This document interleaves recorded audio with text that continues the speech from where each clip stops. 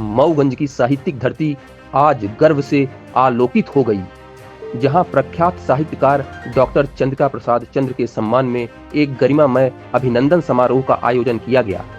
इस अवसर पर प्रोग्रेसिव पेंशनर एसोसिएशन एवं सुमना साहित्य समिति नई गढ़ी के संयुक्त तत्वाधान में मऊगंज के एक निजी मैरिज गार्डन में आयोजित इस समारोह में प्रदेश के वरिष्ठ साहित्यकार, समाजसेवी और बड़ी संख्या में जनप्रतिनिधि उपस्थित रहे।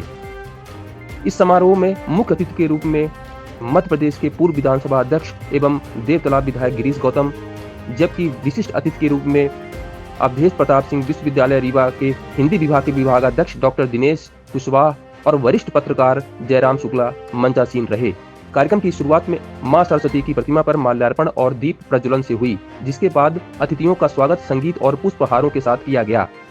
इसके उपरांत डॉक्टर चंद्रिका प्रसाद चंद्र को साहित्य अकादमी मध्य प्रदेश भोपाल द्वारा श्री विश्वनाथ सिंह जूदेव स्मृति पुरस्कार से सम्मानित किए जाने पर शाल, श्रीफल और नगद राशि भेंट कर अभिनंदन किया गया।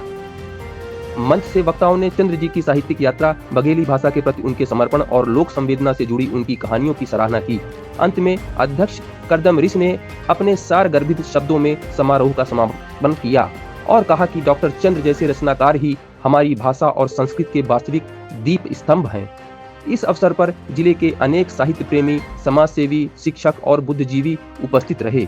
यह दिन मऊगंज के साहित्यिक इतिहास में एक स्वर्णिम अध्याय के रूप में याद किया जाएगा।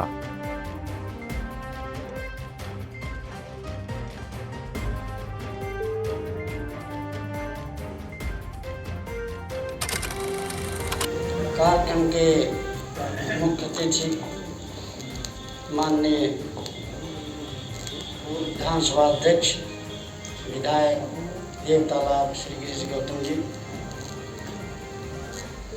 कार्यक्रम की अध्यक्षता कर रहे भाई करदम ऋषि जी, प्रोफेसर दिनेश कुशवाहा जी, भाई जयराम शुक्ल जी,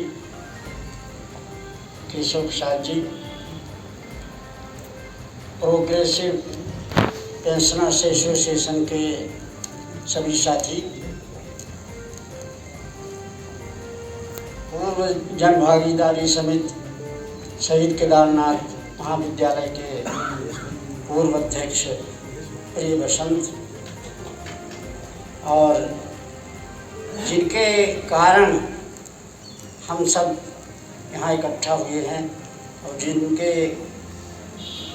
वजह से हम यहाँ मैं उपस्थित हो सका, भाई सूर्यमणि शुक्ल, सुमना साहित्य समिति नई गढ़ी के अध्यक्ष, और अपने मऊगंज में बघेली की हर नई साहित्य की ध्वजा फहराने वाले श्री शुक्ल जी, मेरे सामने उपस्थित हमारे सभी मित्र, किसी का नाम छूट न जाए इसलिए नाम लेने से थोड़ा सा संकोच कर रहा हूँ।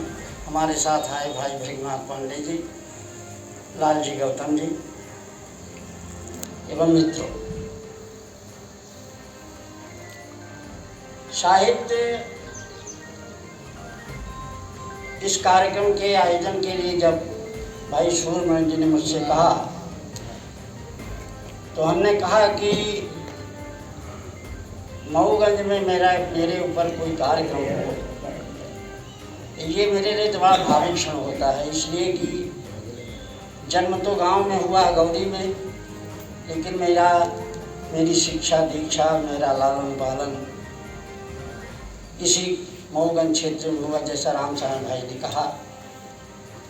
और मैं जो कुछ भी बन सका या जान सका, समझ सका, वो सब इसी बरहटा की धरती सिलार का पानी पी करके, मऊगंज के फुटबॉल के मैदान में कितने लाते खा करके और कितने लाते दे करके, क्योंकि फुटबॉल लात देने और खाने का खेल होता है। ये सब करते हुए आज जहाँ तक पहुँचा हूँ, ये मऊगंज के ही देन है, मऊगंज के लोगों के स्नेह है कि आज मुझे इस बात का फक्र है कि मुझे गौतम जी भी चाहते हैं, दिनेश जी भी चाहते हैं, भाई जयराम भी चाहते हैं, अवध बिहारी भी चाहते हैं, लाल जी और रमन भी चाहते हैं। और इस कारण कि हमें मऊगंज ने जिस तरह से यहाँ से भेजा था और जिन लोगों की संगत दी, वो सब उस स्थान पर पहुँचे हैं जिनको देख करके, जिनसे बात करके हम गर्वित महसूस करते हैं। मित्रों, ये सच है कि बघेली की जो हवा केवल 1.5-2 साल में गौतम जी ने विधानसभा अध्यक्ष के रूप में रहते हुए जो हवा बांधी, उस हवा का प्रभाव ये जरूर हुआ कि उस हवा ने, जैसा जयराम भाई ने कहा, उस हवा ने वो वातावरण बनाया कि आज बघेली कोहली साहित्य के उस परिदृश्य में, उस केंद्र में आ गई है कि पहली बार मध्य प्रदेश के इतिहास में बघेली कविताएं तो पुरस्कृत होती रहीं, लेकिन कोई कहानी इसके पहले पुरस्कृत नहीं हुई। और ये संभवतः इस बात का इंतजार था कि जिस गद्य विधा का आदि इतिहास, आदि नाटक विश्वनाथ सिंह महाराज ने जो लिखा, उसी विधा की दूसरी कड़ी कहानी, ये संयोग है कि वो पुरस्कृत हुई। समाज के भीतर लोगों को ज्ञान ही चाहिए, ज्ञान ही चाहिए। हमारी थोड़ा दिशा भटकाव हो गया है। हमें किसी ने कह दिया कि मऊगंज पहुंचने के लिए शॉर्टकट सीतापुर होके चले जाओ।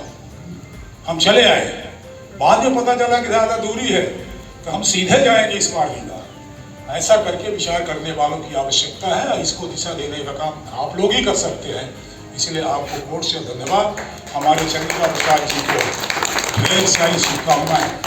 हमारे जयराम जी ने एक बड़ा अच्छा प्रस्ताव रखा है।